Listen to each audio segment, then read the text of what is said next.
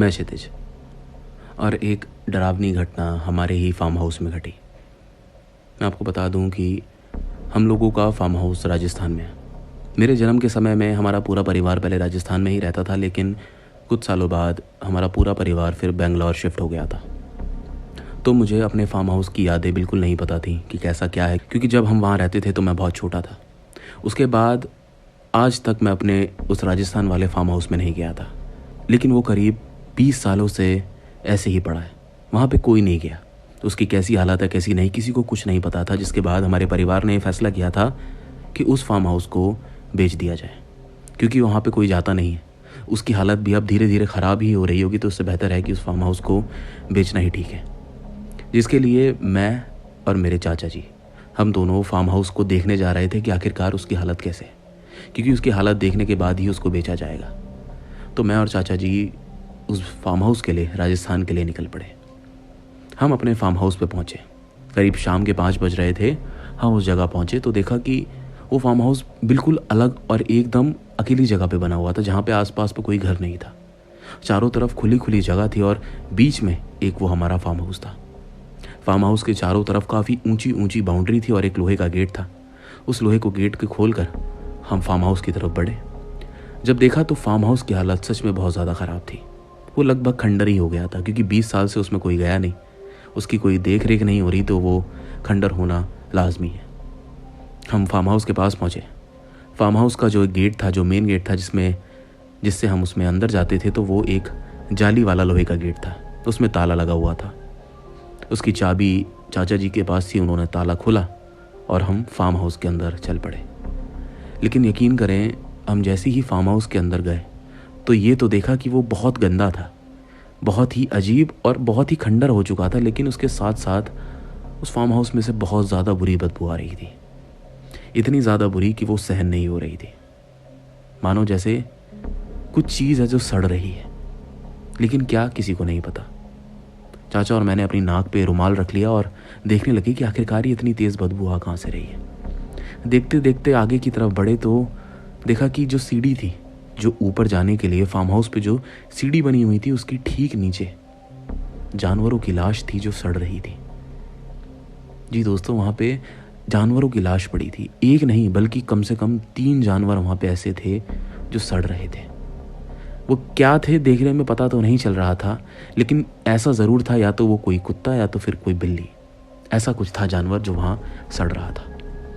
लेकिन चौंकने वाली बात ये थी कि इतनी ऊंची ऊंची फार्म हाउस के बाहर बाउंड्री थी, लोहे का गेट था, ये जानवर अंदर कैसे आ गए? और अगर आ भी गए तो ये मर कैसे गए? पता नहीं क्यों, लेकिन उनमें से बदबू बहुत ज़्यादा तेज़ आ रही थी। ये देखने के बाद फिर हम वहाँ से आगे हट गए। नीचे काफ़ी सारे फार्म हाउस में कमरे बने हुए थे और ठीक उसी तरह ऊपर वाली मंजिल पे भी कमरे बने हुए थे। तो एक एक करके चाचा जी और मैं उन कमरों को देखने लगे। पहले नीचे के कमरों को देखना शुरू किया। लेकिन दोस्तों, हम जिस भी कमरे में जाएं, हर एक कमरे में एक चीज़ सेम देखने को मिलती थी। हम जिस भी कमरे के अंदर जाएं, उस कमरे का गेट खोलें तो देखते हैं कि एक न एक दीवार पे सफ़ेद चौक से एक चित्र बना होता था, एक औरत का चेहरा। उसके लंबे लंबे खुले बाल थे, आंखें, नाक और मुंह और गले पर एक हार। बस यहीं तक का वो चित्र था और यकीनन हर एक कमरे में एक जैसा चित्र बना हुआ था। हम जिस भी कमरे में जा रहे थे, हमें वो चित्र देखने को मिल रहा था। लेकिन सोचने वाली बात यह थी कि ये बनाया किसने, अंदर आया कौन, और बनाया भी तो क्यों?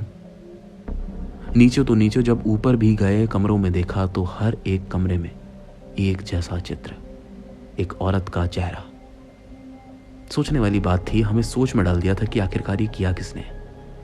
लेकिन वो बनावट देखने में ऐसी लग रही थी मानो जैसे किसी बच्चे ने ही बनाई हो। लेकिन वो औरत का चेहरा साफ देखा जा रहा था उस चित्र में। ये चीजें देखते रहे, सोचते रहे, लेकिन कुछ समझ नहीं आया। जिसके बाद हम वापस से सारे कमरों को देख दाख कर नीचे की तरफ हॉल में आके खड़े हो गए। हॉल जो फार्म हाउस के मेन गेट के सामने था। वहां पे खड़े होके चाचा जी और मैं आपस में कुछ बातें करने लगे कि अब क्या करना है, कि तभी उतनी देर में एक बहुत ही अजीब और सोचने पे मजबूर कर देने वाली चीज हम लोगों के सामने हुई।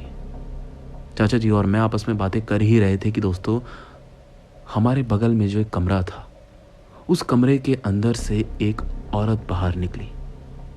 एक औरत जिसका हुलिया मैं बताऊं तो वो देखने में एकदम साधारण औरत, जिसने एक मैरून कलर का सूट पहना था, उसके बाल कंधे तक थे।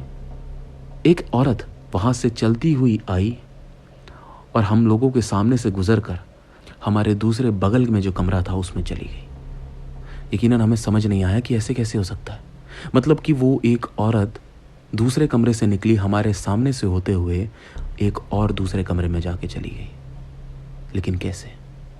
हमने हर एक कमरे को देखा था, बड़े ध्यान से देखा था, और उस घर में, उस फार्म हाउस में हम दोनों के अलावा कोई नहीं था, कोई भी नहीं। तो ये औरत कहाँ से आई? मैं और चाचा जी एक दूसरे का मुंह देख रहे। वो औरत हम दोनों के सामने से गुजर गई, लेकिन उसने हमारी तरफ नहीं देखा और हम दोनों उस औरत को देखते रह गए। उसके बाद फिर चाचा जी और मैं उस कमरे की तरफ बढ़े जिस कमरे में वो औरत गई।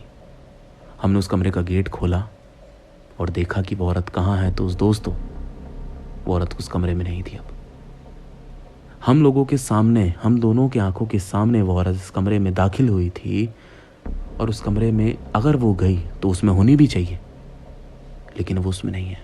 और यकीन करें, उस कमरे में सिर्फ एक वही दरवाज़ा था जिससे आया और जाया जा सकता था, उसके अलावा कुछ नहीं था। तो वो औरत गायब कहाँ हो गई? कुछ समझ नहीं आया। हम दोनों कमरे से बाहर आए और एक दूसरे से कहने लगे कि ये क्या हुआ। हमने पूरा ऊपर से नीचे तक देखा था, इस घर में, इस फार्म हाउस में कोई नहीं था, तो अब ये कहाँ से कौन आ गया? ये औरत कहाँ से आ गई? मैंने चाचा जी से बोला कि चाचा जी कुछ ठीक नहीं लग रहा मुझे। लेकिन चाचा जी कहने लगे, बेटा अगर यहाँ पे कोई है पता तो करो ना कि है कौन, कहाँ से आया, और हो सकता है ये सारी चीज़ें जो इस फार्म हाउस में हो रही हैं इसी की वजह से हो। हम ये बातें कर ही रहे थे कि उतनी देर में ऊपर वाली मंजिल से करीब 3 से 4 औरतों की इकट्ठी हंसने की आवाज़ आने लगी। मैं आपको बता नहीं सकता, वो इतनी भयानक आवाज़ थी कि उसे सुनकर मेरे रोंगटे खड़े हो गए। मैंने वो आवाज़ सुनते ही चाचा जी से बोला कि मैंने कहा चाचा जी यहाँ से बाहर निकलिए, ये जगह मुझे कुछ ठीक नहीं लग रही है, ये सही नहीं है। लेकिन चाचा जी मेरी बात सुन ही नहीं रहे थे। उन्होंने बोला कि बेटा ज़रूर यहाँ पे कोई ना कोई है, वो हमसे छुप रहा है, हमें देखना पड़ेगा कौन है, वरना यहाँ पे तो वो कुछ भी कर सकते हैं, हमारी प्रॉपर्टी है ये। लेकिन चाचा जी ने मेरी बात नहीं सुनी और उन्होंने बोला तुझे डर लग रहा है तो तू नीचे रुक, मैं एक बार ऊपर देख के आता हूँ कि ऊपर कौन है। और ये हंस रहा है, कौन औरतें, कहाँ से आ गई इतनी औरतें। उन्होंने मुझे नीचे रोक दिया और खुद ऊपर चले गए देखने की आखिरकार कौन है। मैं फार्म हाउस के मेन गेट पे जाकर खड़ा हो गया। मैं ऊपर नहीं गया था। थोड़ी देर बाद चाचा जी जीने के पास आए और वहाँ से खड़े होकर कहने लगे कि यार ऊपर तो कोई नहीं है, मैंने हर एक का कमरा देख लिया, ये आवाज़ आ कहाँ से रही है। लेकिन दोस्तों जैसी ही मेरी नज़र चाचा जी के ऊपर पड़ी जो जीने के ऊपर खड़े हुए थे, तो मैंने देखा कि ठीक उनके पीछे वही औरत खड़ी थी जो वहाँ से झाँक कर मुझे देख रही थी। इतनी करीब चाचा जी के, मानो जैसे बिल्कुल उनसे पीछे चिपक के खड़ी है और वहाँ से झाँक कर मुझे देख रही थी, जिसे देख मेरे मुंह से चीख निकल गई और मैंने चाचा जी से बोला कि चाचा जी आपके पीछे खड़ी है वो। चाचा जी एकदम से पीछे मुड़े, लेकिन उन्हें कुछ दिखाई नहीं दिया, उन्हें कुछ भी नहीं दिखाई दिया। वो भाग कर मेरे पास नीचे आए क्योंकि मेरी हालत बहुत ज़्यादा ख़राब हो चुकी थी, मैं काँप रहा था। मैंने चाचा जी से बोला कि अब यहाँ से निकलो चाचा जी, यहाँ रुकना ठीक नहीं है, मेरे को बहुत डर लग रहा है। चाचा जी ने मेरी हालत देखते हुए कहा कि चल ठीक है, क्योंकि मैं बहुत ज़्यादा डर चुका था। हम दोनों उस फार्म हाउस से बाहर निकले। फार्म हाउस का मेन जाली वाला गेट जो लोहे का था उसे बंद किया और ताला लगाने लगे। ताला जैसे ही लग गया, मेरी नज़र दोबारा से उस सीढ़ियों पे पड़ी जहाँ चाचा जी खड़े हुए थे। तो मैंने देखा कि वहाँ से वही औरत जिसने महरून सूट पहना था वो उतर के नीचे आ रही है। जैसे ही वो नीचे आने लगी तो मैंने चाचा जी से बोला कि देखिए चाचा जी वो औरत नीचे आ रही है। तो चाचा जी ने मुझे पीछे कर दिया। हम दोनों उस गेट से थोड़ा पीछे हो गए और वो धीरे धीरे सीढ़ियों से उतर के हम लोगों की तरफ बढ़ने लगी। और कुछ देर बाद वो लोहे के गेट के पास जाके बिल्कुल खड़ी हो गई और हम लोगों को वहाँ से देखने लगी। तो चाचा जी ने उससे ये बोला कि तू कौन है और हमारे इस घर में क्या कर रही है। तो उसका ये जवाब आया, वो भी 2 आवाज़ों में, मानो जैसे 2 औरतें एक साथ इकट्ठी बोल रही हैं। उसने ये बोला, अंदर आ, मैं बताती हूँ कि मैं कौन हूँ। और ये बोलने के साथ ही वो उस जाली वाले गेट पे इस तरीके से ऊपर चढ़ने लगी मानो जैसे छिपकली एक दीवार पर चढ़ती है। अपने दोनों हाथों और दोनों पैरों से वो जाली वाले गेट पे ऊपर चढ़ने लगी। ये दृश्य जब चाचा जी और मैंने देखा तो हम वहाँ पर अब 1 मिनट भी रुकना नहीं चाहते थे। हम लोगों की धड़कनें बहुत तेज़ हो गई थी। इस बार तो चाचा जी भी बहुत डर गए थे। हम दोनों उसी वक्त उस फार्म हाउस से भागे। जो फार्म हाउस की बाउंड्री का गेट था वहाँ से बाहर निकले और वहाँ से बस भागना चाहते थे, दूर निकलना चाहते थे, क्योंकि वो दृश्य दिल दहला देने वाला था। जब तक मेन मार्केट में पहुँच नहीं गए तब तक हम रुके नहीं। वहाँ पे जाकर हम एक दुकान के बाहर बैठ गए। हम लोगों की घबराई हुई हालत देख के आसपास के लोग पूछने लगे कि भाई क्या हुआ, सब ठीक तो है? तो चाचा जी ने बोला वो जो उस जगह पे जो फार्म हाउस बना है वो ठीक नहीं है, वहाँ पे एक औरत है। हमारी इतनी ही बात सुनते उन लोगों ने बोला कि आप उस फार्म हाउस के अंदर गए थे क्या? तो चाचा जी ने बोला हाँ हमारा ही फार्म हाउस है वो। तो उन लोगों ने हमसे ये बोला कि आपकी हिम्मत भी कैसे हो गई उस फार्म हाउस के अंदर जाने की? आप क्या, इस गांव का कोई भी इंसान उस फार्म हाउस के अंदर नहीं जाता। और करीब कितने साल हो गए वो फार्म हाउस तब से ऐसे ही बंद पड़ा। हमने पूछा जब क्यों, ऐसा क्या है? तो उन्होंने बताया कि उस फार्म हाउस के अंदर एक चुड़ैल का साया है। वो चुड़ैल किसी को भी पसंद नहीं करती और उसने अपना पूरा एक गढ़ बना लिया उस फार्म हाउस को। आसपास के लोग जब वहाँ से निकलते भी हैं तो उन लोगों को वहाँ से हंसने और रोने की, अब औरतों की बात करने तक की आवाज़ें आती हैं। इस वजह से गलती से भी उस जगह कोई नहीं जाता। ये बात सुनकर चाचा जी और मैं समझ गए कि यहाँ पे यकीनन किसी चुड़ैल का साया है। उसी वक्त हम लोग बेंगलोर के लिए निकल गए। जब बेंगलोर पहुंचकर घर वालों को ये चीज़ बताई तो वो लोग भी डर गए कि आखिरकार ये सब क्या हो गया। उसके बाद से वो प्रॉपर्टी फिर कभी बिक ही नहीं पाई। वो आज भी प्रॉपर्टी एकदम खंडर पड़ी हुई है। हमने भी उसको बेचने की नहीं सोची, क्योंकि जैसी हालत में वो है वो वैसी ही रहे तो ठीक है। क्योंकि अगर वो गलती से हमने किसी को बेच भी दी तो अगर उसमें कोई रहने आया तो उसकी जान को खतरा हो सकता है, क्योंकि वो औरत, वो चुड़ैल किसी को उसमें रहना बर्दाश्त नहीं करेगी। दोस्तों, लेकिन उस दिन मैंने अपनी ज़िंदगी में पहली बार किसी ऐसी चीज़ का अनुभव किया, क्योंकि आज से पहले मैंने कभी इन सब चीज़ों को अपनी आंखों से देखा नहीं था, सिर्फ सुना था। लेकिन ज़िंदगी में पहली बार मैंने एक असल चुड़ैल को देखा। दोस्तों, बस यही थी आज की कहानी।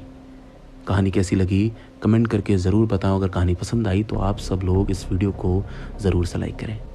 चैनल पर नए हैं तो इस चैनल को सब्सक्राइब कर बेल आइकन ऑल कीजिए, क्योंकि मैं ऐसी कहानियाँ आप लोगों के लिए जल्द और लाऊंगा।